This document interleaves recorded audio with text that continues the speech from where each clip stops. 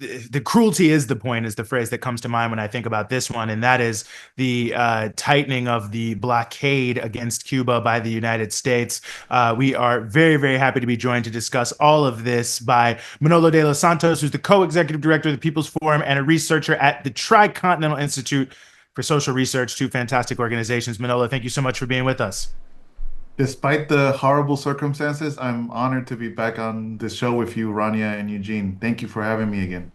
Absolutely. Well, eventually we'll be bringing you on for something very triumphant. It'll happen. Don't worry. Yes. Maybe let's just start with the news itself because this sort of flew under the radar. I think unless you're someone who really follows Cuba, that Trump has announced this 30-day period to study how to tighten the blockade. What exactly did he propose, and is there any indication of what some of the potential things they could put into place could be? Well, Trump's memo from this week regarding Cuba is essentially a re-editing of Trump's policy from his first administration against Cuba, which is when we saw 243 new sanctions placed against Cuba. It's when we saw Cuba being placed on the list of state sponsors of terrorism. It's when the US basically went against Cubans being able to send remittances to their families on the island. It was like the massive maximum pressure campaign initiated by Trump. And that, despite the promises to the contrary, Biden continued under his administration. Nothing changed during those 4 years and have now essentially been giving new life with Trump, but also with Marco Rubio and a whole crew of far-right mafiosos from Florida who have essentially taken this opportunity to, I would say, not just tighten the noose on Cuba, but to essentially seek to crush not just the Cuban Revolution, but I would say the Cuban people at this stage. Well, what's interesting here is that this seems to target Cuban companies that have quote unquote alleged ties to the country's military. I'm just curious what that in particular is about. And then also from there, Manolo, could you maybe give us an idea? These sanctions, obviously Cuba's been under blockade for decades and decades, but these sanctions in particular really tightened the noose around Cuba, made it harder for the country and its people to breathe, essentially. And it's been years now. So what have been the consequences since Biden put those sanctions into place? Well, Rania, those are very important questions, and I would say that in particular, the the focus of this new memo and overall Trump's and Rubio's strategy over the last 6 months has been to particularly not just attack Cuba directly, but to intimidate its trading partners around the world. The US constantly says that the blockade doesn't affect Cuba's trade with the rest of the world, but in fact, it actually does on a daily basis. And it's trying to prevent, for example, Cuba's partners in the hotel industry, in the tourism industry, from investing in the renovation of Cuba's tourism industry. It will seek to prevent, for example, Cuba being able to buy fuel on the international market from other partners, even from partners that have strong ties to Cuba and have historically traded with Cuba. It will try to limit Cuba's ability, for example, to be able to renew its electrical grid at this moment when it's suffering major blackouts across the country. So it's, I would say, the maximum pressure campaign in addition to 60 years, over 60 years of blockade, which have left Cuba, with damages of over 164 billion US dollars, which the list only continues to grow every year. But the reality is that right now, as we speak, ordinary Cubans have to face blackouts, sometimes of upwards 20 hours a day because of the lack of fuel, because of the lack of electricity. There is It's so hard to simply be able to just go to work or to run to school. Life, in a sense, has sort of been forced to grind to a halt in many senses, despite the Cubans resisting and despite their intentions to essentially continue to live as possible within these conditions. But the reality is that the US has taken this opportunity to finally push Cuba against to the on the wall to a point of no return in terms of their economic recovery. You have to think about this not just in terms of what Trump announced this week, but what Trump and Biden and what the US has been doing for decades. Everything has led up to this moment.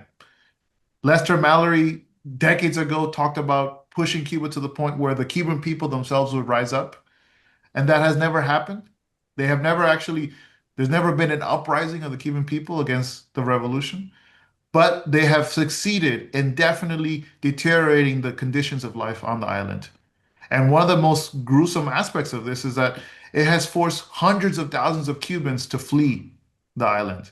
Not because they disagree with the political system, not because they weren't able, to live freely under socialism, but because the US has made it impossible for them to have normal economic lives on their own island. I mean, it really is something. I mean, and it's so twisted. I'm sure you saw Ted Cruz on with, talking about his grandfather or father or whatever being Who tortured. didn't flee? Yeah, who didn't flee. He was trying to blame it on Castro, and then he was like, well, actually, wait, it was Batista. And it's just like, these people, it's such an upside down world. And I guess that's my question for you in a way is, what are they so angry about? Because it can't be any of the excuses they give about human rights, because, regardless of whatever the truth is about Cuba, you just look around the world. Obviously, you look at who they're giving billions of dollars to. It can't be about that. So, what is it that makes them so angry about this small island that has only ever said, hey, United States, close neighbor, let's have really good relations? Well, how do we know the Ted Cruz, Marco Rubio, Trump don't care about Cubans and human rights? It's clear when they actually arrest thousands of Cubans in immigration detention centers across the country and abuse their human rights right there, right then and there. It's clear. It's clear they never cared about democracy when you look at what they do to democracy in their own country. So what it really matters about with Cuba is that at the end of the day, Cuba, a country that doesn't have major natural resources, there's no oil for the US to hunt after in Cuba. But the fact that Cuba decided many years ago, on January 1st, 1959, that it would make its own decisions for its own people in its own interest, regardless of what the US thought, was the final blow to that relationship. The US simply cannot understand and refuses to accept that the Cubans have an independent government of theirs, that the US doesn't have any say in how Cubans run their day-to-day affairs. And ultimately, Cuba has paid the price for this independence, for this sovereignty. And while some may say that the Cubans are crazy for doing this, I think they have the admiration of people all over the world.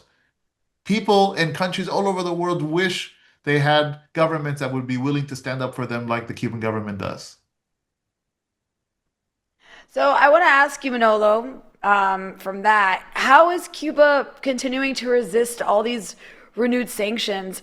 What forms of resilience or resistance are you seeing? I mean, you visit Cuba pretty, quite often. You see the deterioration, obviously, probably in infrastructure because sanctions blockade prevents the ability to maintain. You see the deterioration in the availability of products, I'm sure.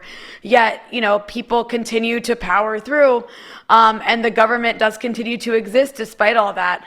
So, yeah, talk a bit about sort of resistance and perhaps beyond that, how people outside of Cuba can help push back against these sorts of imperialist policies. Well, I'm always moved by the Cuban people and their approach to crisis because any other country that would be living under these circumstances of intense sanctions, of a tightened blockade, of essentially a declaration of economic war by the mightiest empire in our history, would either surrender or, basically fall in line with US demands. In fact, we see often how many countries, when they're faced these circumstances, often tend to impose neoliberal reforms. They tend to go the route of privatization. They tend to basically do everything possible to maintain the privileges of a few and ignore the needs of the many. Cuba, under the worst circumstances, with deteriorating infrastructure, with less fuel, with less food, with less medicine, is still managing to fairly distribute its resources to all of its people. I won't deny that these are hard times for the Cuban people. But everywhere I go across the island, I continue to see schools that are being run for children in a classroom of 10 or less. I continue to see workplaces that continue to function despite the lack of resources. I continue to see hospitals and clinics that, despite lack of medicine, continue to receive patients and doctors that continue to work with their patients. That is the sign of a society that is not just different. I would say it's remarkably different to anywhere else on our planet. A society that has essentially chosen to, despite everything, live for its people. And that's an example that I think for the people of the United States and for the people of the world.